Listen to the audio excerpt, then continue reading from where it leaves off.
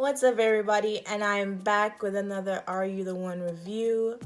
Normally, I do my reviews the night before the episodes. I feel like that's the best way. Everybody's already watched it, and I can talk about the episodes without spoiling anything for people. That's why I tend to do them like on a Monday or a Tuesday, the night before the episodes. And with episode 12, I think it started off with us finding out that Kevin, I realized that I'm not the only person that calls Kevin and Kenya Kevin and Tevin or something. I mixed them up. I'm not the only person that does that. Some people on Twitter were saying that they were doing the same thing. But besides the point, we found out that Tevin and Kenya are a perfect match, which I feel like we already knew, but I guess the house just wanted to confirm it. They wanted to have a moment when they were like, yes, we finally got a perfect match. The scene cuts to the next day, and we see that Quasi and Jasmine are having a little picnic. Quasi sets up a little picnic for her, which I felt was really cute. I really hope they're a match in the long run because they seem to be very compatible. He seems really open. He seems to really be opening up to her. And this is what Jasmine always wanted. She wanted a guy that was gonna come up to her and say, I want you. I'm dedicated to you. I'm just gonna be focused on you. And he got that. And she got that. So, win-win situation for everybody. Also, I noticed in these episodes that Asia was so critical of everybody else and what everybody else was doing, but at the same time is so stuck and she hasn't been able to find her match at all. Like, the only connection she's made is Lewis, and it just bothered me so much that she had so much to say. She was critical of everybody else, but she wasn't critical enough of herself. And Asia, you have flaws too. Like, you don't have to be controlling and trying to take over every single situation in the house. You can just chill and try to have fun. Try to find your perfect match. There's guys in the house that like and respect you. Quasi likes and respects you. Mo like and respects you. So, branch out and try to find your perfect match. The match of ceremony now. The match of ceremony. I just felt like the girls, whatever strategy you guys were going into for this 12th episode, for this truth booth, I think this was what number matchup was this? This is matchup 8.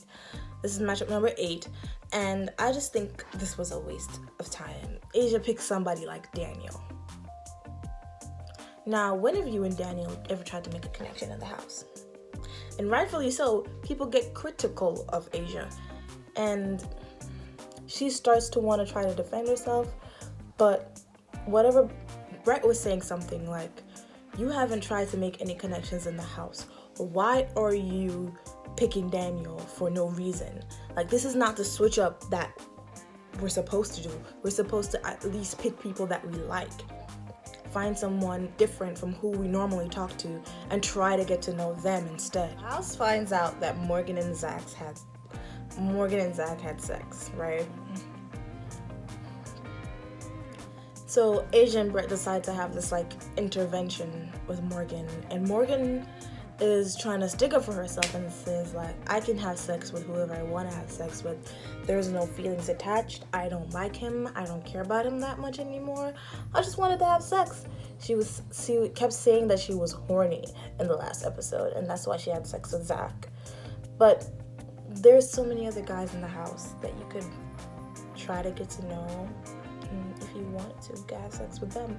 But Zach has been constantly disrespecting you.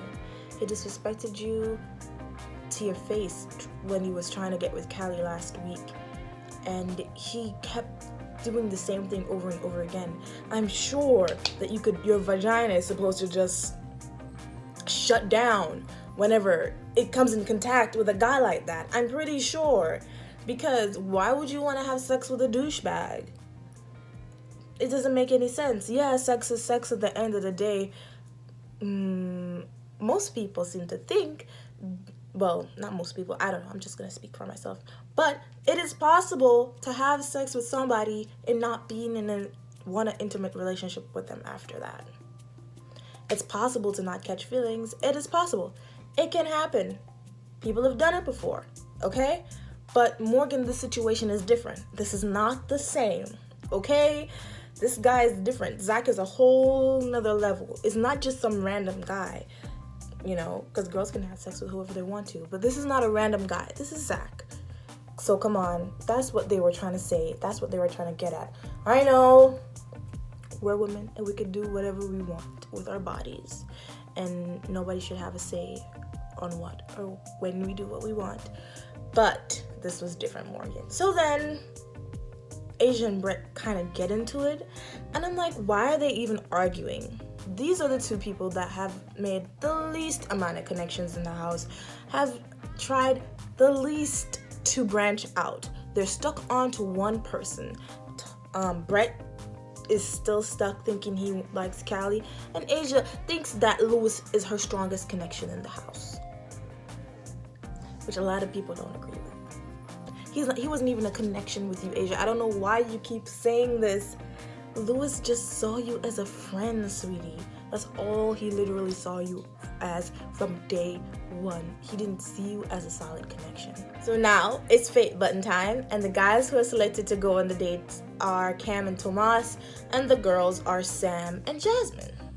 You know, Quasi was pretty bummed out about this because he wanted to get to go on a date with Jasmine, and he didn't get to. Cam was pretty excited to get out of the house because him and Kayla were a confirmed no match. So he, you know, was starting from scratch. He was starting from square one with trying to find out who his perfect match was. So everybody in the house and Cam and Sam thought they might be the most logical match because, you know, they're two very intelligent people, two very well-spoken people. Like, Sam knows how to speak and carry herself well, and so does Cam. So they seemed like they'd be a very sensible match. Tomas wasn't clicking with anybody. Not surprising. And surprisingly to me, Jasmine was getting to know Cam. Like, she was like really getting into that. He was the type of guy that seemed to be very loyal, and that's something that Jasmine really wants in a guy. But I was saying that Cam might have just been trying to get at Jasmine as a revenge move. That's what I was saying. And I know Quasi was in the house saying, I hope she doesn't kiss him. I hope she doesn't kiss him. I hope she doesn't kiss him. But, like, what happens? Jasmine ends up kissing Cam.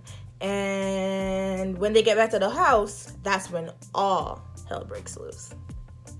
All hell breaks loose. The couple that's picked to go in the truth booth is Sam and Cam, right? Which made sense. So, but before they can even go to the truth booth, Quasi gets air that Cam and Jasmine shared a kiss, and Quasi was just like, I don't want to hear it. Like, F this show, F everything.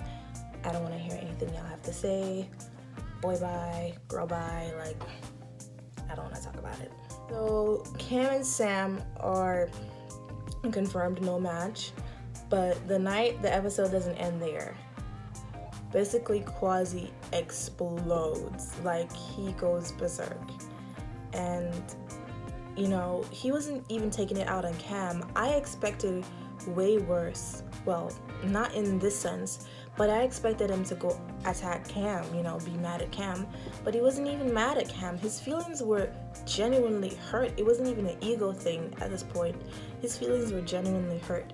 And even when Jasmine was trying to talk to him and say, I didn't mean to hurt your feelings, I don't feel like I should have to apologize for this. I'm trying to play the game.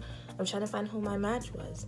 That's understandable, Jasmine, but the way it looked like you guys were getting so close, like he did the picnic for you, you kept saying, finally a guy's trying to pay attention to you now, it just seemed like a stab in his heart, you know? And Quasi wasn't setting up no picnic days for nobody. He tried to do that for Kayla. He wasn't doing that for anybody else in the house, you know? And he did it with you. You know, he really liked you, you know? And for that to happen, I don't know, I could feel his pain through the screen. I could feel that he wasn't a guy that normally breaks down, puts his heart out there. This is just my opinion. He's not normally a guy that breaks down and just goes berserk emotionally. And at the end, it was so bad that a producer had to come and comfort him. Like, I personally did not like to see the end of that episode. A lot of people on Twitter were saying, why was he crying? Why was he getting upset? But I'm like, if he didn't show any emotions, people would complain anyway. So, Quasi, I hope you get to bounce back from that. I know that must have really hurt. Jasmine had no intention of hurting your feelings. I can say that as much as she really wanted a guy to pay attention to her. She really wants attention. So when she got that attention from Cam, she wasn't turning it down because she was like, what if you switch up one day? That was the end of episode 12. And it started off really climatic and ended really climatic. We now know that Tevin and Kenya, I gotta say it right, gotta get it right here, come on, are a perfect match. And Quasi explodes when he finds out that Cam and Jasmine kiss. So I can't wait for the last couple of episodes. I think we have 3 or 2 more episodes left. Next week, well, tomorrow, it's supposed to be really explosive, and something happens, and I can't wait to find out what happens. So I'll be watching with you guys tomorrow. Thank you everybody so much for watching my reviews. I've been getting comments and tips on how to talk. You guys have been noticing that I've been reading off of some cards. I'm trying to do as much impromptu as I can, but I write notes on the episodes and I come back and I talk about the episodes. So I'm trying to make it as best as possible to be as most impromptu as I can. This is the first time I'm doing a review series, so thank you everybody for supporting me and watching all these videos. And that's the end. Thanks for watching. Subscribe, like, and share. And yeah, that's it. Thank you so much. Bye.